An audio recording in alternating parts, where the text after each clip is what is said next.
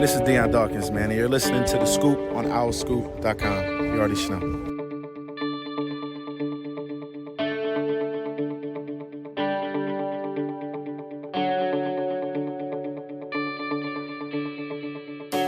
What's up, everyone? Welcome back to The Scoop, OwlScoop.com's podcast. Season 9, Episode 10. I am John DiCarlo, the editor of OwlScoop.com. We've got Kyle Gauss, Declan Landis, and Rymir Vaughn with us today.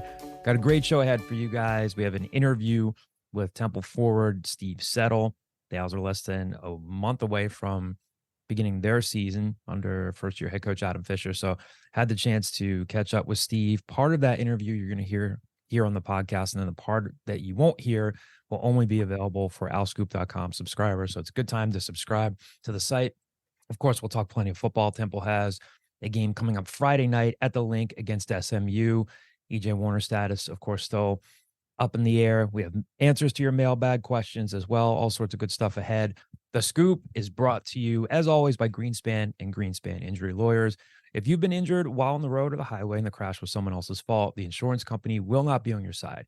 You need us, Temple Law grads, who will fight hard to get the compensation that you deserve. We only get paid if we win, so in Pennsylvania or New York, call us today at 215-261-7359. That's 215-261-7359. And you can find them on the web at greenspans-law.com. That's greenspans-law.com. What's up, guys? What's up? Good. How are you? Kyle, just hit us with anything. You normally make us laugh. Full of energy today. That was a good one. Classic Kyle. What episode is this? 10? 10. Yeah, episode 10, yeah. Tyreek Hill. Oh, did we start already? We start on I was about to say, I ain't even say as how I was usual, you're doing. caught flat-footed. Oh, whoops. I can't really think of Eli Manning. Deshaun Jackson. Well, he took mine. Chase Daniel. Ooh. I thought it was There you Sanders go. number 10. Oof. Hey, Maurice Cheeks, Mo Cheeks was number No 10, right? cheeks. I got my one in, so Coy you guys Detmer, take it. I think Coy Detmer was number 10. That sounds right. Coy Detmer, that year that McNabb got like blew his knee out or whatever it was, and then Coy Detmer got his one start, and then he wins, and then he gets injured against the Niners, and then they went to AJ Feely, and then they flipped AJ Feely for a second round pick. There's a big one for you, right? Yeah, Chipper Jones. Yeah. There we go. He's down on the Braves. Fine. the rest, Down on Chipper Jones as a person, but that's been about 7 years in the making, so that's fine. Anything else, Declan? You just have No, I have my one. I'm done. there you go. nothing else. No, I'm playing into the gimmick now. I get one name a week, and that's all you need from me. Karan Pratt. Ooh. Karan Pratt. He was the person to wear the number 10 after Deshaun Jackson. Oh, of course. How did I not know Yeah, naturally. that? Excuse me. Cordell Stewart was number 10. Slash. Now I'm actually just Just fully invested. admit Just- that I am like looking at a Doom look at the scrolling list now. famous I'm tens. thinking, Yeah. Oh, he actually has access to it this week. Yes. Mhm. Oh, great. Last week you thought you had the right board and you did not. Pele now I wore number do. 10. Oh, God. Pele. Yeah, we were all there. We all know where we were when we first saw Pele. Justin Herbert. There we go. There, Okay. there you go. Attaboy. That's good. That's good. Attaboy. Anyway, DeAndre Hopkins. DeAndre Hopkins, yeah. Oh, I shouldn't say attaboy in front of Kyle. Sore subject. Doesn't bother me. Kyle just said, I'm fine. Good. Doesn't bother me. Like, legitimately, that doesn't bother me. I'm not going to die on a hill for Orlando Arcia. Like, that's not going to be somewhere I stick my neck out. That's funny. That's valid. Well, we got some basketball news, some football news, like I said. Before we get into the Steve Settle interview, something that's been in the works for a while became official this afternoon. Temple announced that Lynn Greer is joining Adam Fisher's staff as his chief of staff. So I think it's going to be in like an alumni community relations, NIL space type of hire. So I think something that the program needs. I think obviously Lynn, second leading scorer in the program's history behind Mark Macon, guy that I think just creates a lot of goodwill in people and good memories. I mean, he was a hell of a college player, had a cup of coffee in the NBA, spent some time overseas playing. So Lynn's going to be back with the program. I think it's a great move for Adam's staff. We'll play the Steve Settle interview for you here in a second. Like I said, we'll preview the Temple-SMU game. Got plenty of mailbag questions to get to. So the last time I talked to Steve was, I guess, back in May, not long after he had verbally committed to Temple, graduated from Howard. So he's in as a grad transfer. Kind of a really intriguing player for this team. He's about 6'10", 6'11". You can shoot it. You can defend. In the portion of the interview you'll hear here, he talks about just being just all the work he put in the offseason. He said he added 8 inches to his vertical leap, which is Crazy. crazy. So I don't even know if I can jump 8 inches off the ground. No chance. You selling yourself short. You would rupture your Achilles if you tried to jump 8 inches. I know you got some bunnies, John. Kyle, for how 2 or 3 years, Kyle at one point told me that he used to be able to dunk, and we were just around people. I don't know if we were at a game. Really? I don't know if we were at a football game or a basketball. Don't believe it for like 3 years. Yeah. Yeah. And then I told somebody, I was like, Kyle used to be able to dunk. Yes. It's like, you told me that you could dunk. He's like, that was a lie. I didn't think you actually believed it. I was like, yeah. Yeah. When I went to the doctor 2 months ago and they listed me at 5'11 and a half, that should have been your first indication that I cannot dunk. No, I don't want to doubt you. There's some short kings out there. Kyle's a Yeah, very athleticism. good, Kyle's a very, very good recreational liar, wouldn't you say? I thought you were going to say Kyle was like a very, very good recreational, like something like, oh yeah, he plays good, like pickup football. And I was like, where are you getting this from? But recreational liar. Yeah. I'll wear that. Yeah. It's like Catch Me If You Can, which then they found out like 40 years later, Catch Me If You Can, like that guy lied about most of his lies. Like a little bit, because he claimed like, oh yeah, I was like this Pan Am pilot and I did this and I practiced surgery and all, and they found out later like, yeah, you lied about your lies too. I think lying about a lie is still a lie, as I try to teach my son. Oh, we asked Jordan earlier this week if he was lying, and he kept saying no, and they finally said, what's lying? And we're like, okay, guess we have to establish that first. That's very philosophical. Yeah, it's on technicality. Yeah. You can explain it well enough. Had to get a jail free card, just had to let him go. Right, so like we said, we have a great interview for you guys with Steve Settle, a grad transfer that I think is going to really obviously play prominently into what Temple does this season. Had a chance to talk to him about just the growth in his game over the last 5 or 6 months since he committed to Temple back in May. And he just talked to me about some improvement in his game. Like I said, he feels stronger, has a better vertical leap now. Talked about some of the tweaks to his shot, how the team plans to use him. I asked him about the team being picked to finish 12th in the preseason poll and whether that matters to the guys. He talked to me about Adam Fisher's coaching style, how it compares to some of the other players, some of the other places he's been, whether it's been DeMatha in high school or Howard before Temple, what that NCAA tournament experience means to him. He talked to me about Hyser Miller and Jaleel White, talked about Sam Hofman, one of the newer additions to the roster, and Jordan Riley. So a lot of great stuff ahead. And like I said, if you are a subscriber to OwlScoop, you'll get access to the whole interview. Some of the stuff that you're not going to hear here on the pod. I talked to him about Zion Stanford, Matteo Picarelli, Quante Berry, just really went up and down the roster, gave me a lot of great stuff talked about the identity of the team, any surprises, just his relationship with Jameer Young, a guy that he played with at DeMatha. So great time to subscribe to the site now, but we'll play this portion of the interview with Steve Settle and we'll have more for you on the other side. All right, so Steve, it's been probably like 5 months since I talked to you, since you committed to Temple. How are you different now as a player? I mean, you had a good career at Howard. The last game you played in was an NCAA tournament game, which is great. Take me through what's different for you now from the time I last talked to you when you committed in May to now. Where are you as a player and teammate and all that stuff? I think I've taken a huge step this summer. I think the main thing I've noticed is just how much better I feel, how much stronger I feel on the court with the weight program that I'm in right now. And just trying to add to what I was doing last year. Trying to keep taking steps forward. I feel a lot faster, a lot quicker. My vertical has grown, I think, 8 inches. So just a little stuff like that. And then just making sure I'm staying sharp on my skills, watching film, and making the right reads. I think that's been the biggest thing I've seen. How does that happen? Your vertical grew 8 inches? Yeah. How does that, I mean, is it just good old-fashioned work on your calves and stuff? Like, how's that happen? I honestly couldn't tell you. I was pretty surprised myself, but it was the intent that we came in every day with. I think everyone took huge steps in the weight room, but I just wanted to make sure I knew that was kind of not a weakness for me, but something I wanted to emphasize going into the offseason. So it's kind of something I took pride in, and just wanted to make sure that I was getting everything I could out of this opportunity. So that was just showing up and wanting to do the work. So that's where it got me.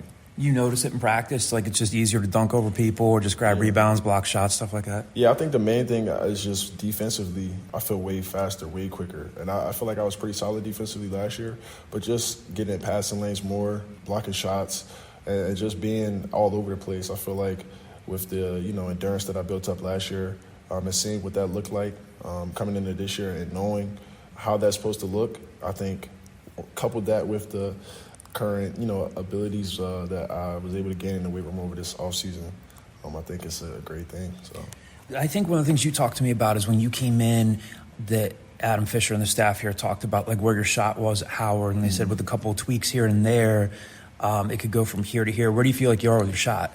I think I've been doing a great job shooting the ball, if I do say so. But I think for me, it was just getting a lot of reps. I think in the offseason, I was shooting so many shots a day, and it's so easy to shoot here because the managers are here all day. If you go out there, you'll see them, and you can shoot whenever you want. So they get our rebounds for us, and it was just reps, I think. And then, shot selection, as well as, practicing the shots that you shoot in the game at game speed. And I think, and also having that confidence, that's a big factor that's not really talked about as much. But just having the confidence to shoot, repeatedly that's been the biggest change for me is just, I think, the reps and just the mindset. I know you can't give away like everything you guys are going to do, but if you had to explain to fans, how do you think the program's going to use you? I mean, everybody talks about your versatility, and every player at the end of the day wants to be versatile, and we talk about positionless basketball and all that stuff, but how would you describe to fans how, Coach Fisher and the staff plan to use you? Well, from what I've seen so far is, I'm a player that can fit in anywhere. I can be a small five. I'm tall, but I'm not a center. But I could be played at the five in this, system. I could be played at the one in this system. I could be played at any position, and then I can guard 1 through 5 defensively, especially with the added size in the weight room and added quickness as well. So I think I'm a player that can fit anywhere, and our whole team's going to play hard. We're going to play defense, and that's kind of what we're going to hang our hat on. Do you guys care at all about preseason polls? I know you guys are picked 12th. A lot of players will say, hey, we won't really care either way. Do you guys look at that and use it as any fuel, or do you kind of just say, yeah, whatever, we're going to work regardless of how we're going to work?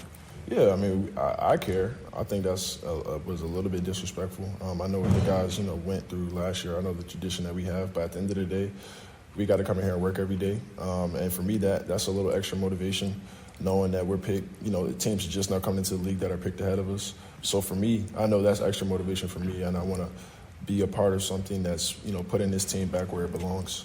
So I think for me, I can speak for everyone.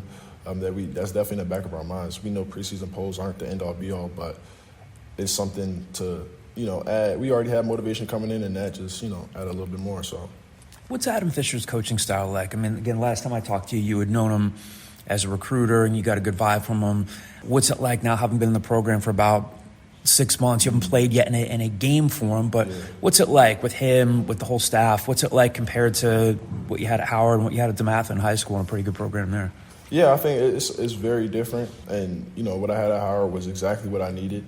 So shout out to those coaches there, and Coach Fisher is a great coach for what I've seen so far, and I have zero complaints. Very positive, just like he was on my visit, and that's the biggest thing is from my visit to now he hasn't changed at all. He gives us exactly what we need, gives us the confidence that we need, and he approaches every day with the same attitude and the same mindset, and that's to take a step and get better each day. And he realizes there's going to be bumps in the road, especially, with a new team and players, that he recruited and also players left over. So he realizes that. He's done a great job of making sure that we're bridged together and, we're going to do whatever we can for each other. So I think with any first-time head coach, that's exactly what you need, and he's done a great job, so credit to him. We talked about this a little earlier. You have something that other players on this roster don't have, which is NCAA tournament experience. I think last time we talked, you'd said I'll probably reflect on a little bit more the whole thing about Howard getting back, Kamala Harris coming and talking to you guys. But do other guys on the roster ask you about what it was like? You had a really good first half against a really good team in Kansas. What does that do for your confidence? And do the guys on the team ask you like, hey, Steve, what was it like? Because that's what everybody's chasing right now.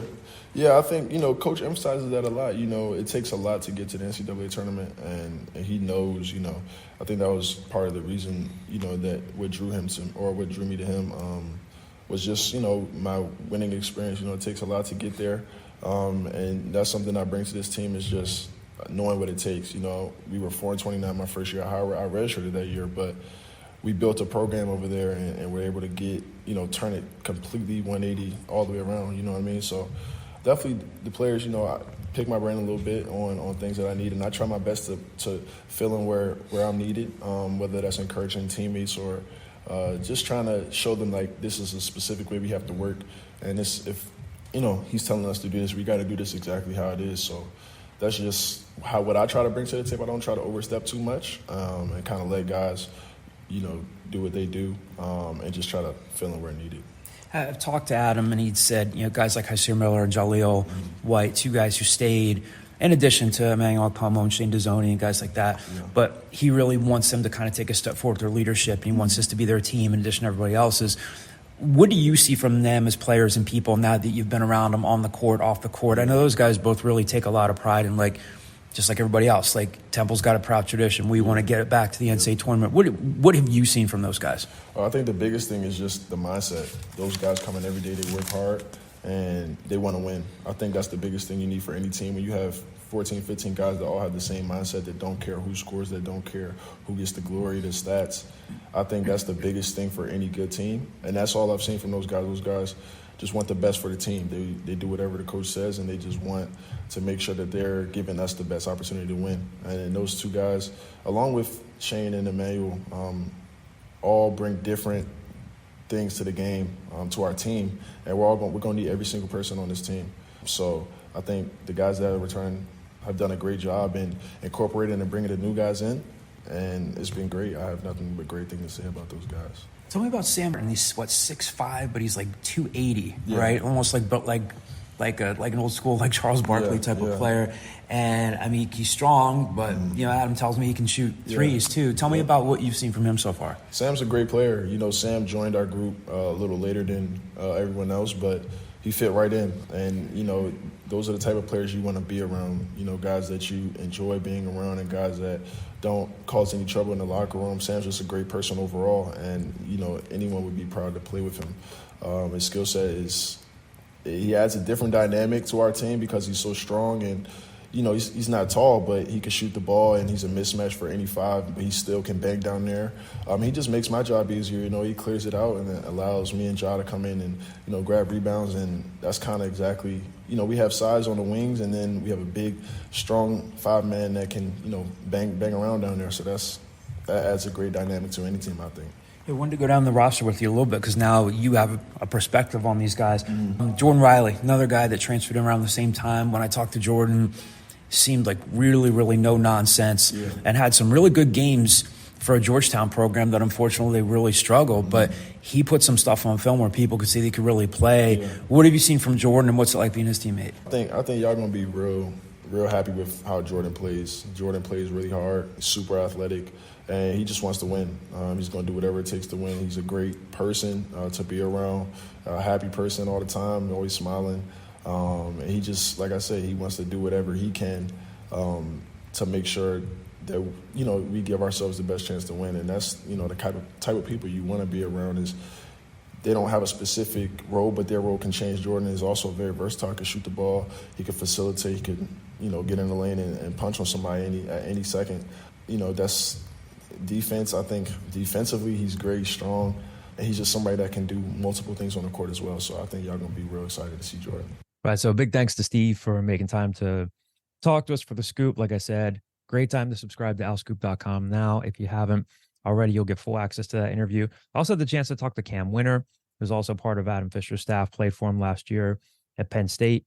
We'll have more from him next week. Women's Media Day is tomorrow, so we'll have some audio from that next week. And then the Men's Basketball Media Day is next Thursday. So a lot more basketball stuff coming up in the coming weeks. Like I said, Temple is, of course, less than a month away from kicking off their season, tipping off their season. Tipping off would be the phrase. Tipping off. Leading off. Mixing in some baseball elements. That was beautiful. Speaking of which, Cherry and White Night is next Thursday. Nobody does a worse job of promoting their annual night than Temple. It's always 6 days notice. It's oh, by the way, if you want to come, here we are. And then that's it. And then they're shocked that nobody shows up. I was really pumped about it last year, but that was only because you didn't know any better. No, that we heard rumblings that Miles Teller was going to be there because they why showed. Would, and why would Miles Teller come to? I don't know, but then at the beginning they showed the Top Gun Maverick trailer, and I was like, "Oh my gosh, this is it! Here he comes!" And he just wasn't there. Showed it for no reason. Did you legitimately think Miles Teller was going to be there? It's a better. Well, I didn't until I saw the the Top Gun Maverick entire trailer on the Jumbotron. And I was like, why else would they show it? He has a better chance of being at the Downingtown West football game wherever they're playing. Seriously. Yeah. Like, yeah, when East West plays next week, he has a better chance of that. That's but the like second straight Downingtown football reference we fit in. Whereas Miles, well, no, before it's Downtown Young Whippets, this is Downtown, Whippets, Whippets. Speaking of, I think there would be a better chance of him going to like Villanova. If Villanova's good, don't worry, Miles Teller will show up and pretend he's always been a Villanova fan. That guy knows PR. That's how you got to do it. He does. Yeah. He was hoodwinked, Declan. Yeah, I can't believe he fell back. Well, so, why yeah, why did they play the Top Gun Maverick trailer? That's all. Because it was like the movie of the summer. Sometimes things just happen. This could have been elaborate, like people were in on it to make you look like a fool. It just didn't factor into anything. Like they just You said it literally, trailer. yeah, but it factored into your decision to go, right? No, I had to cover it anyway. For who? For WHIP. So if you didn't know about Trey and White, now you know. Thanks to Kyle. Yes. And Yeah, look at me. Where are my residuals or my not residuals? Phrase look for my cut. Anyway, let's talk about that Temple football team hosting SMU Friday night. EJ Warner's status still up in the air. Obviously, if he does not play, Temple's chances of being any better than a 20.5-point underdog go even further down the toilet. So we'll see. Friday night at the Link. It's going to be on ESPN2. What's that? So they go from a 3% chance to a 0% chance. Just saying there's a chance. Another thing, which again, I don't want to do Temple's marketing job for it, but like, you're doing a great job. Why wouldn't you just be like, hey, come to the Temple game. We'll have the Phillies game up on the Jumbotron. It's like a gigantic viewing party. Come Miles do this. Teller will be there. Miles Teller will parachute in. Like they'll do something, but instead, just nothing. Like so, instead, you'll have a bad crowd there when you could have just gotten people in the door for pennies and then. Stan looks up at the scoreboard, forgets to call play. Oh, sorry. Schwarbo's up to bat. Just enraptured by what's going on in the Phillies game. Absolutely. Yeah. But we don't think that's going to happen. As far as we know, not a bad idea. Yeah, I'm full of not bad ideas. Peter Clark could be a huge Phillies fan for all we know. Maybe. They call it what, Rounders? Isn't it Rounders is the sport over in England? It's like a kids game that's kind of like that. Sure. I don't know. Have somebody ask about that Friday night. Idea. Yeah, ask me if you ever played Rounders growing up. Nonetheless, SMU, really good team.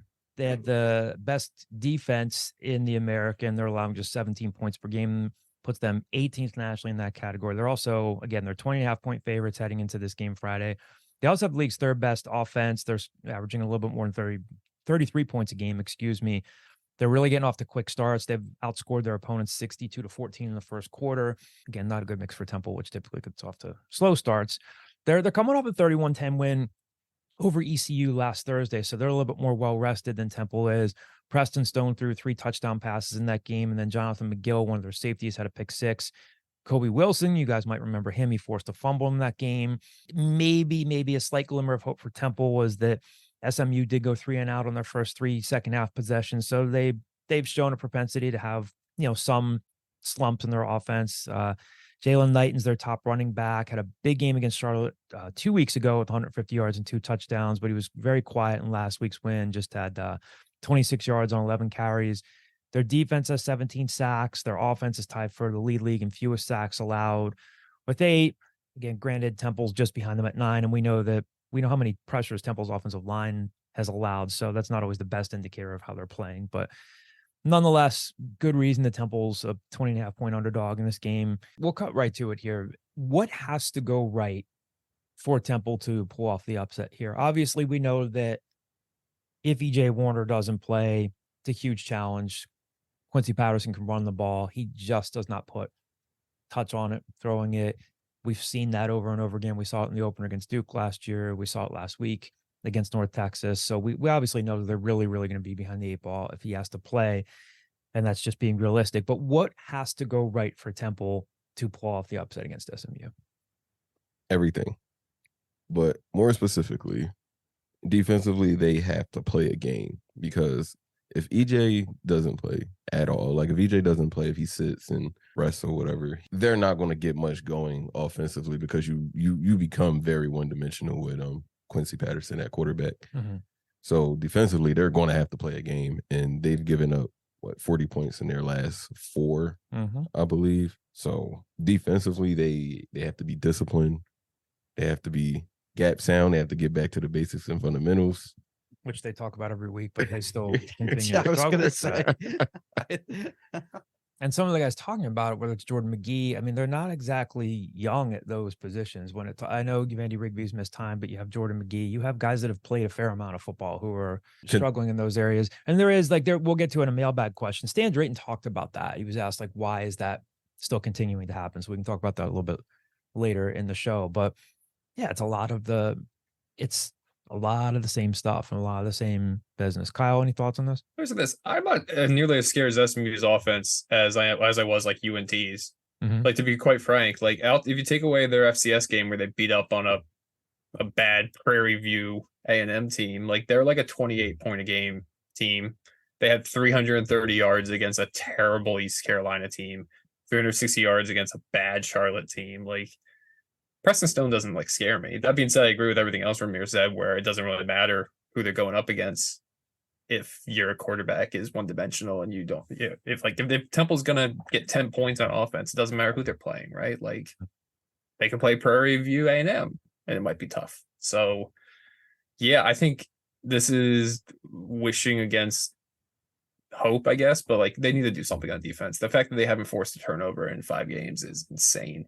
It's unheard of. But the good thing, I guess, is like SMU also doesn't force turnovers. They don't force turnovers at all. They've had 3 games this year where they've had 0 turnovers. Like, SMU, this sounds awful because SMU is going to a bowl probably, and like Temple's going nowhere close to a bowl. SMU is very similar to Temple in like their deficiencies, but the difference is that they have a quarterback who can throw the ball on Friday, and Temple probably does not. And Temple forced 2 fumbles last week at North Texas, didn't jump on either one of them. And you could tell not any coach would be disappointed that they didn't capitalize on those opportunities. And again, it might have made the final score a little bit better, but you could tell Stan Drayton was talking about that there's something missing there.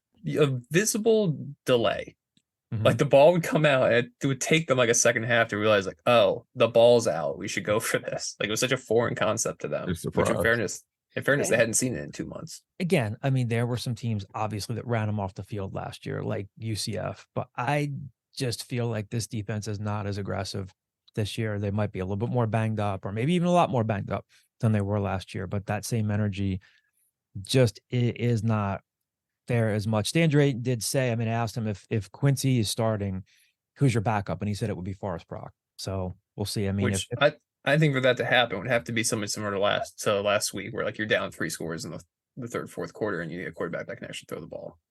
So, hey, let's see what Forrest can do out there. The fact, like, they waved the white flag last week when they kept Quincy Patterson in down by 20 points when they had to throw the ball. And then he throws 3 picks, like, shockingly.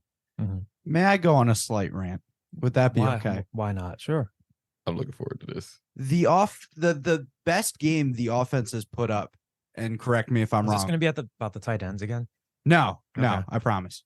Was UTSA, Yes. right? Right or wrong? Yes, correct. In which EJ Warner threw 65 passes.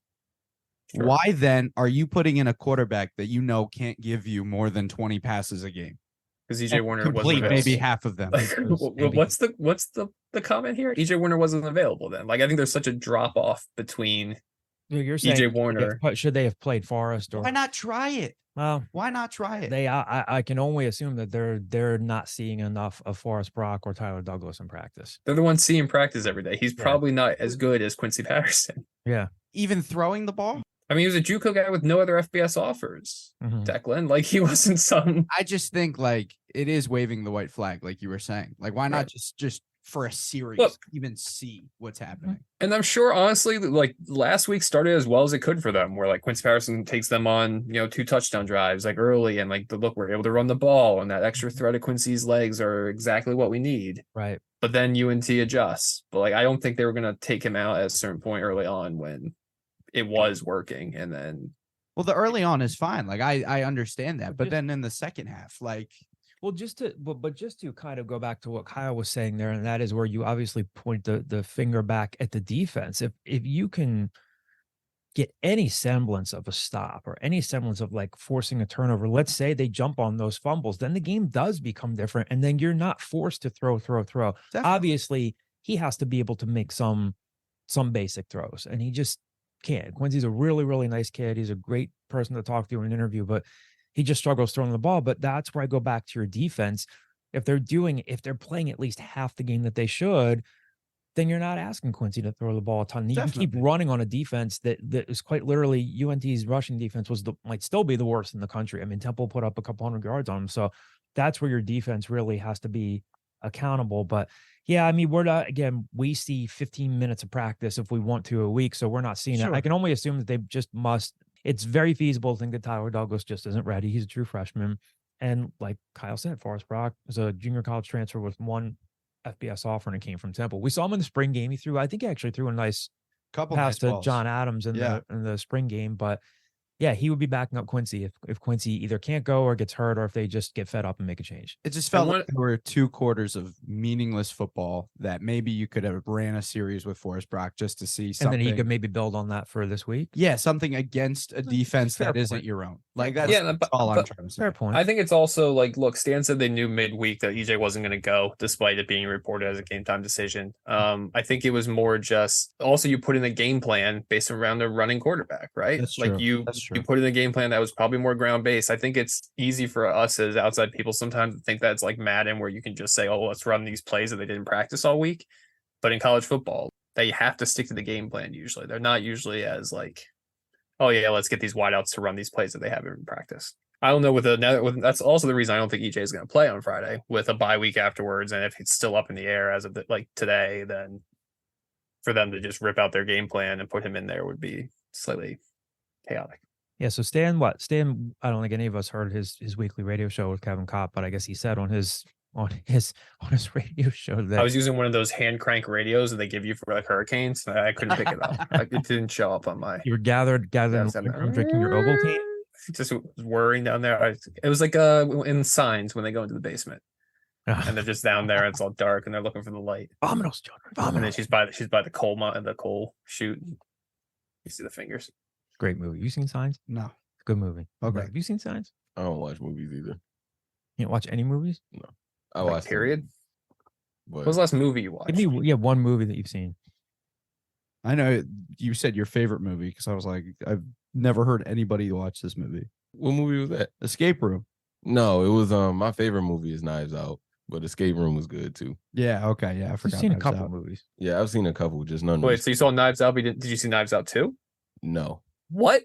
Your favorite movie is Knives Out. They released a sequel right after that, and you said no. See, a dip into my personal life, I guess. I had a girlfriend at the time, and that was all while I was watching movies. And now that I don't have a girlfriend anymore, I don't watch movies as much. So we gotta get Remy your girlfriend. Seems Watch like movies again. It also seems reversed. That's the mission. I feel like you should have That's more the free goal. time now to watch watch said movies. movies. Yeah. I got more free time to do what I decide to do.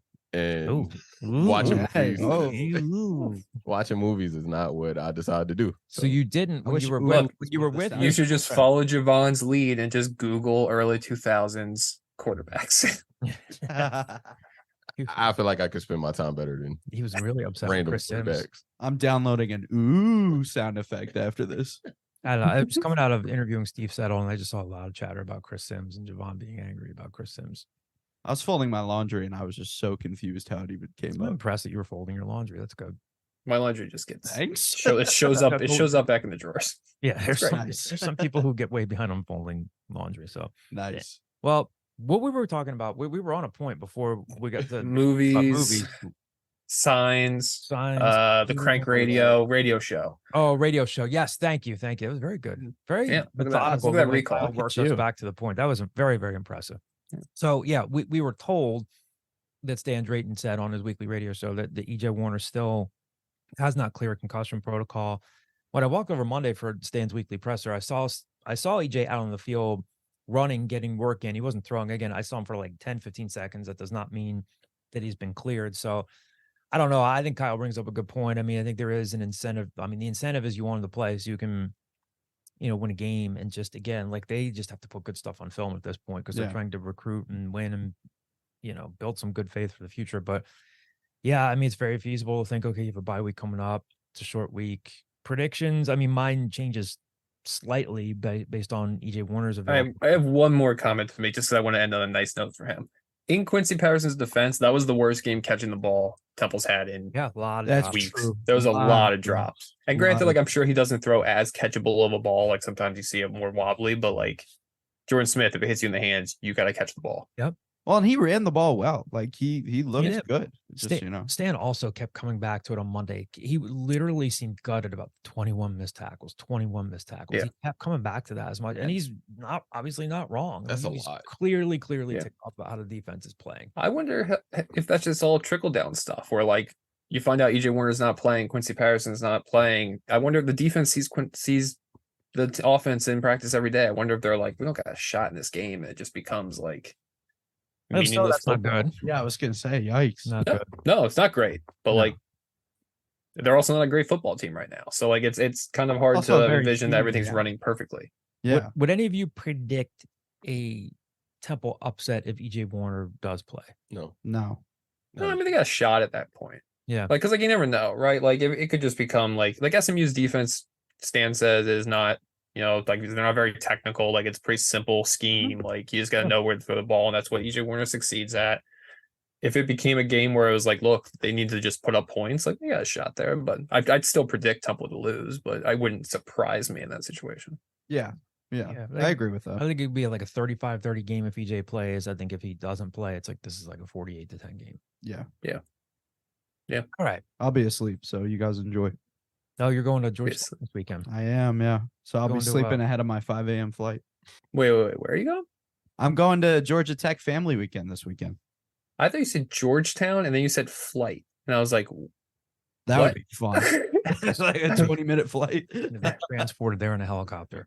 Oh, like Kendall Roy. That'd be sweet. Yeah. Yeah. Somebody watches Succession. Good for you. That's a great show. Yeah.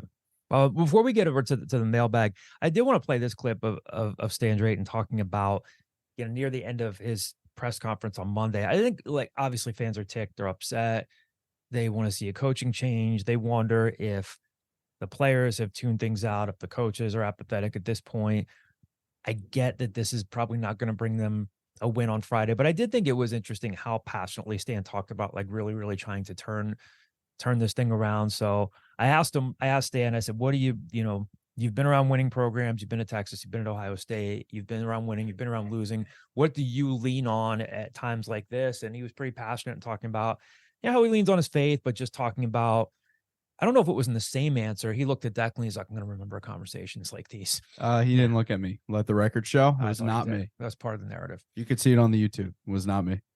Maybe he just I heard he threw a lit cigarette at you. I said, Declan, I'm gonna Wouldn't have been the remember this. first time. that would have been incredible. It's not the first time somebody's thrown a lit cigarette at you. What? Have I not told this story? Oh, is this that Chick-fil-A story? Chick-fil-A, yeah. Oh, well, that's another time. Another time. Sorry, get to your clip. No, it's all right. Yeah. Anyway, here's Stan Drayton talking about just really being passionate about like what he leans on and really wanting to get things turned around with the Temple football program. My faith. God, you know, he promised me one thing, that it wasn't going to be easy. All right. And I'm prepared for that. You know, you don't have a man that's defeated in front of you. All right. You have a man that's keeping the faith. I have in my heart, and I have a desire to raise young men. I have a desire to put them in situations where they're going to be successful. And football has been my vehicle to do that for a lot of young men. Okay. And I've endured some tough times before, you know, and I've come out the other side. So I'm encouraged by that, you know, so I'm going to keep my faith and stay true to what's on my heart, you know, and believe that, you know, what I'm going through is making me a better man, making us a better football team, you know, getting men prepared for real life. All right. And when we overcome this, man, we're going to really enjoy it. All right, one more thing before we get to the mailbag. Dewan Mathis shouldn't surprise people. Dewan Mathis announced this week that he's entering the transfer portal. So he's now going from Georgia to Temple, and now we'll see if he pursues quarterbacking again as a grad transfer, whether he transfers down to the FCS level. We'll see. A few questions to get to in the mailbag here. The first one, this is coming from an OwlScoop.com subscriber. The screen name is TJ Clark. It looks like there are 17 scholarships available for next year, not including transfer portal activity for the football team. Temple has 9 commits. Do you have any insight into if the commits are still solid? Who is Temple targeting currently in high school? How heavily may they lean on the portal to fill the gaps? Like, do they have any shot at the Camden defensive tackle who decommitted from West Virginia? He's talking about Richard James Jr. there. A lot to get to here. Yes, I think they'll be portal heavy. Are all the guys solid with their commitments? We talk about this every year, but it's a good talking point to bring up. It can change by the week. Not only can their commitment on their commitment change by the week, but there's no telling about whether, these coaches watch high school film every week. If they're not seeing what they like from a player that they had in camp or whatever, they can pull an offer. They can say, hey, if you want to come here, great. If you want to start here, this is not going to be the place for you, and we can help you get somewhere else. So talking about all of the commitments and if they're all still solid is really kind of a fool's errand, really late in October.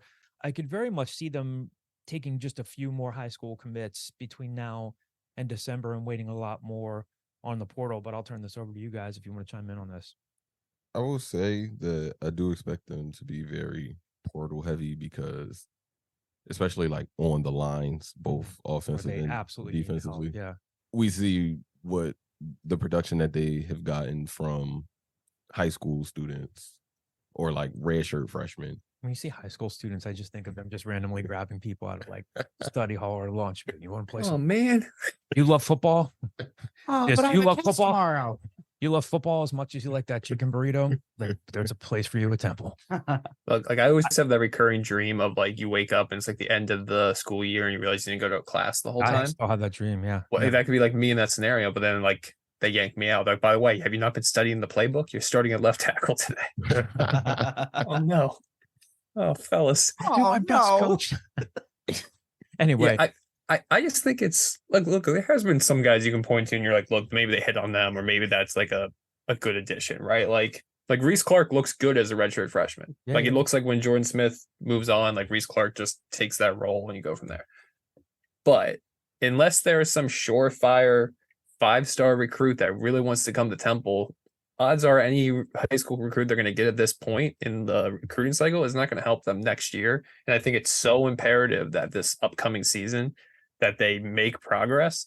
That to Ramir's point, I think they're just going to go portal heavy and JUCO heavy, so that way they have a fighting chance next year. Because if you go 2-10 or 3-9 in year 3 of a coaching regime, Yeah, then you're really starting to ask those questions about. then last one out, turn off the lights, right? Like, Yep.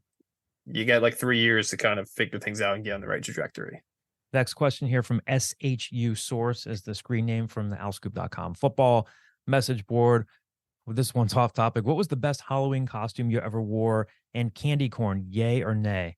I heard Jamel Hill talking about candy corn. She said, if you like candy corn, you're a terrorist, which I thought was funny. I like candy corn. That's a really but strong I'm not a opinion. terrorist. I think candy corn is one of those things that people are like, they dislike it because they were told to dislike it. Yeah, it's like a fad almost to dislike. Yeah.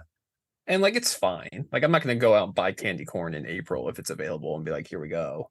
But Here we go. Candy right. corn. Meg, I think we've had this Scan question before, because I think I've definitely told you a story before.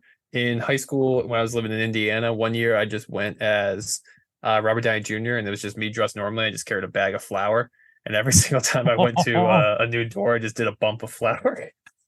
And so, how did that go in the Midwest? great, they loved it. You kidding me? The Midwest with a Hollywood elite going down on his luck, they love that stuff. That was before the rebirth of Robert Downey Jr. That was before. Did people literally get it, or did you have to say, "Hey, I'm Robert"? No, I had to explain it a lot. Yeah, I had to What explain would it a people lot. say? But then once you explained it, they laughed, or they'd be like, "Oh, that's awful," but they'd laugh. I was also at the age where you're probably like getting a little too old to trick or treat.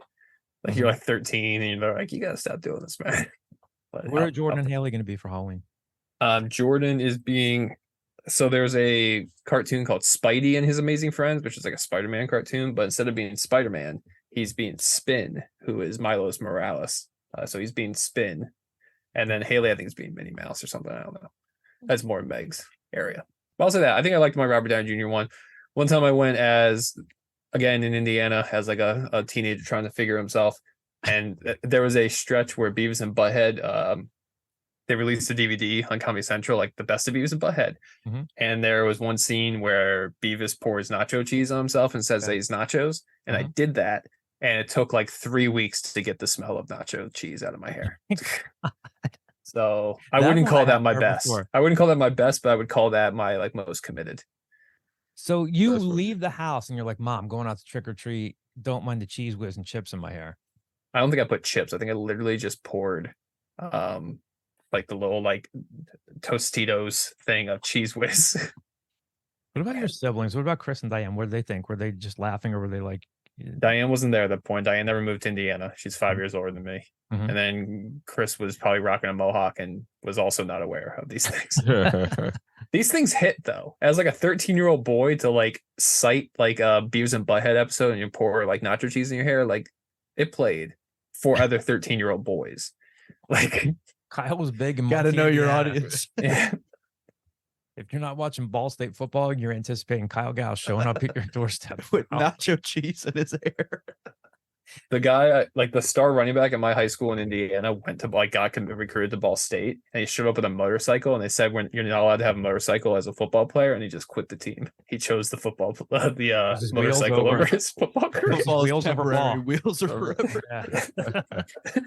Declan, what was your best Halloween costume? That's a great question. I'm trying to think of like an actually good Halloween costume I've ever done, and I can't. My one I can remember, I have one really bad one, really like stupid one. I my junior year of high school, I thought it'd be really funny if I bought this like Garfield suit. Mondays, man. Am I right? I Where's my just walked lasagna? around all day. I was like, "Yo, you got any lasagna?" And everybody laughed. It was great. And How then- old were you for this? That was junior year of high school. Gotcha. Does Salesianum does a private school allow you to dress up on On Halloween, yeah, we had a costume contest. Oh, okay. All right. Yeah. And when I was in like kindergarten, I wanted to dress up as the Joker for some reason, even though I was never allowed to watch Batman. And so me as a kindergartner, not knowing what the Joker looked like, because Oh of my course I didn't. I just thought like Oh probably my somebody was talking about it in school. Oh God. I went in my grandmother's house in upstate New York and I got it's so stupid saying it out Is there a loud. picture of this? I'm sure there is. I'll text my mom and see if she has it, but it's a yellow cowboy hat, Oh no. a yellow Mhm. like jacket, and yellow and black and white, or yellow and black striped pants. And I had this like white, like those masquerade balls, like the masks. I had like a white mask.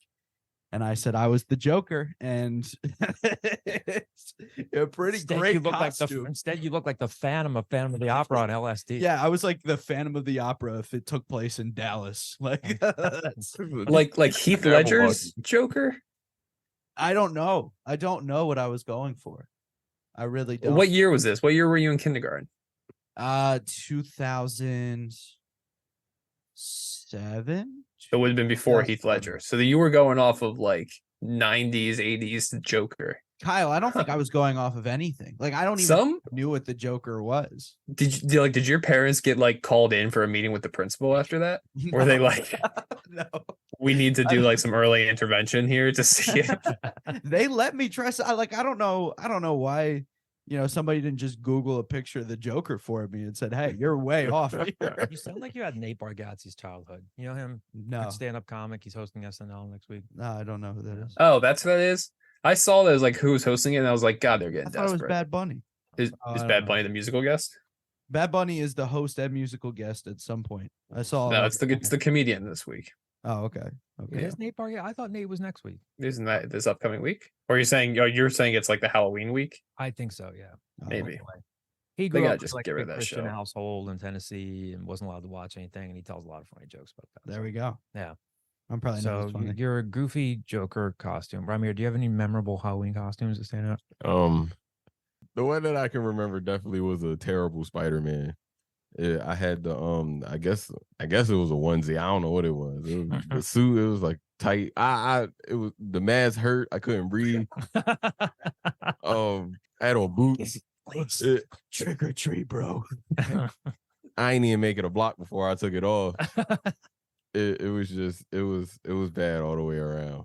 For people that are listening, they might not see this. I have a gigantic head, so like a lot of those like spandex like onesie things wouldn't fit over my head, so I'd have to go up like a size. And I remember it being like 5 or 6 years old, being a Power Ranger, and I had to get a bigger size one to get over my head. But then as a result, I also had a bigger size mask, which for some reason just didn't line up well with my head. And I fell probably like 45 times. I remember just like crying on the sidewalk and then being like, you're the one that chose the mask, man. Like, let's keep going. Wanted to be the Red Power Ranger. Just getting trampled by kids. Get out of my way, man. I need my Smarties. One year, Smarties. I feel like I talked about this last year. Like, I mean, I'm 47 years old, so I had like the old school like 80s costumes where it's just you literally wear just like a piece of plastic that's on the front of you. You could be Superman, Batman, or whatever, and a mask. And it was just like this like cheap costume. One year I was Mork from Mork and Mindy. I wouldn't expect you to know that show. No, I do. That's Robin Williams is an alien. Yes. Yeah. Good call. Correct. Good call. Thank you. I've never seen it, but I know it. One year my dad was a huge Oakland Raiders fan. He had a Fred Biletnikoff jersey. No, I got Fred nothing. Biletnikoff name is Fred Biletnikoff award is named after, and I was like, yeah, people are like, oh, look, he's a Raiders player. Who are you? Fred Biletnikoff. People are like, I don't know. Here's some candy. That's great. Yeah. That's all I can think about right Fred now. Biletnikoff. They named an award after him. They did name an award One- after him. He was very One good. year he was Betty White from the Golden Girls. It was really just I was great. not Betty White. I wasn't Betty White. I'm sure I can think of some other stuff later on. Yeah, I don't like it. Do you guys like candy corn or no? Yeah, I dabble. It's fine. Yeah, I was gonna say I don't know that I'd go out of my way for it, but it's fine. Yeah. A few weeks if it's on a table, like I'm just there. Yeah, Sure, yeah, I'll have a Like, couple. yeah. I'll be polite. I'll have a couple, Yeah. couple candy Why corns. not? Why not? a few weeks ago, Chelsea went to some pumpkin patch or farm in Malvern somewhere. It was just delightful. They had good candy corn. I love a nice little orchard in the fall. A nice little orchard. Yeah. Nice little orchard experience, Do you have a favorite orchard? Not really. I mean, I've been to a few in my day, but Yeah, I can't remember any of My their day. names off the top of my head. We gotta go to one. We got to go to one. We gotta go to one. Let's do it. All right. Bye week. Bye week next week. Bye week. This week. Well, and kind of this week, but Halloween weekend. Yeah. Yeah. Halloween after at the Friday. orchard. After Friday, It's football's gonna over. Be crowded. I love the enthusiasm, but we'll figure out our orchard plans off OwlScoop meetup at the Mm. orchard. Halloween weekend. Linville Orchard. Two more mailbag questions here. First one from Lone Star 2000 is the screen name here from the message board. To put it mildly, Temple's open field tackling, this is the one I was alluding to earlier. Temple's open field tackling is horrible. Is it because of a lack of focus on fundamentals, lack of full contact practice, or are the opponents just that much quicker, stronger, and more agile? A clip here. Stan Drayton was asked about this because again, it's talked about almost every week. And for, I guess, lack of a better term, Stan talked about sometimes you'll hear him talk about here the efforts there. They're trying, and sometimes when they're trying too hard, they lose their fundamentals. Again, it's not an excuse, but it's more of an explanation. But yeah, I don't think it's a lack of full contact practice. There are a ton of teams in America that don't hit to preserve their health, and they're just fine. That's part of football now. I think, again, you'll hear Stan talk about it here about how they're trying too hard and they're losing track of their fundamentals. Just in the execution standpoint, I mean, again, 21 missed tackles, right? I thought that leading up to UTSA, we were struggling to, give ourselves a chance on defense to take away the football from the opponent. And we had 4 opportunities that, we just, created for ourselves and didn't execute, but just to see the tackling piece and not getting off a blocks piece, that wasn't the direction that we, wanted to go in as we move forward. So those are things that we're putting that focus back on. Not that we hadn't focused on it, but our players have really got to, bring their fundamentals and techniques to the game. I think that it does get to a point where they start pressing. They really want to win, guys. They really want to win, and sometimes when you got guys out there that don't have the experience, their effort tends to leave fundamentals behind. And we got to be able to put the effort along with the fundamentals and technique. That's how you get better. And, so it's a constant learning process for us. All right, to close things out here, Temple Fan Al is the screen name. What are the odds Temple wins 2 more games the rest of the way? Does Temple have, we'll go around the horn here real quick. You guys see 2 more wins for Temple on the schedule? Kyle? I mean, if I had to bet, I guess probably not. But like coming into the season, I always thought like they're gonna struggle in this middle stretch, and then they're gonna have that bye week, and then the games after the bye week are like easier, right? Because like you're playing like some bad teams like Navy, USF, UAB. But like it all depends on EJ Warner. If this becomes like a nagging injury, like a nagging head injury, and they just shut him down for the year, then like no, they're not going to win another game. But like if he's healthy and he comes back from the bye week and they have 5 more shots at it, like I'll say yes. I'll be an optimist. Sure. Yeah, I think they can beat Navy and UAB if they have EJ. You think they could beat Navy? Yeah. They can't stop the run, and that That's triple my option is going to go hesitation. crazy. That's my hesitation. Yeah. So I'm not going to be like old man on the perch here, but that's a young person way of saying shit like that. Like it's not the same type of running the football. Like it's more like stopping Navy's more safeties based than defensive line based. It's about hitting your right gap. Like That's true. They haven't done that either. but I've seen like bad run teams stop Navy in the past. Like it's all about like scheming. So like if there's one team that like runs the ball as much as they could stop, it would be Navy because like it's not always going to be up the middle. But I also think it's a lot of communication too, and we've Sure. seen all year that they have struggled with communication. Oh, yeah. Especially They- in the secondary. Right. They, again, they don't have anything good on tape that would suggest that they can stop the run, but they've played Navy every year for the last several years. Well, I'm not every year, I should say, and they had them on the schedule non-conference before they got to it's something that they've seen. I agree with Kyle. You can say, okay, this is what they do regardless of personnel every year. I see where he's coming from there. You think, Yeah, and like you're asking then corners that can't cover the pass. Guess what? You don't have to cover the pass anymore. right? Yeah, you just have to. Like Jalen McMurray, you don't have to worry about getting beat because like they're going to run the ball 65 times. So You there's guys a think- chance. You guys think they have 2 more wins on the schedule? I don't. I really don't. I'm with Declan. I said it last week. I think their best chance to win was North Texas, and they couldn't. Yeah, do it. Tulsa, North Texas. Yeah. So I It- think they're- scheduling gods give them no favor because all the bad teams are on the road this year. And Yeah. that just neutralizes things. They didn't get like a bad team at home this year, Yeah. except maybe Navy. Well, like I said, more basketball on the way next week. We'll have a lot more. Like I said, we'll have an interview with Cam Winter, who's on Adam Fisher's men's basketball staff. We'll have stuff from Women's Basketball Media Day. We'll talk more about what happens in this Temple-SMU football game. So we'll have a lot more good stuff for you next week as we inch closer to the start of basketball season. Thank you all for the mailbag questions. Thanks for listening, sticking with us for another week, and we'll talk to you soon.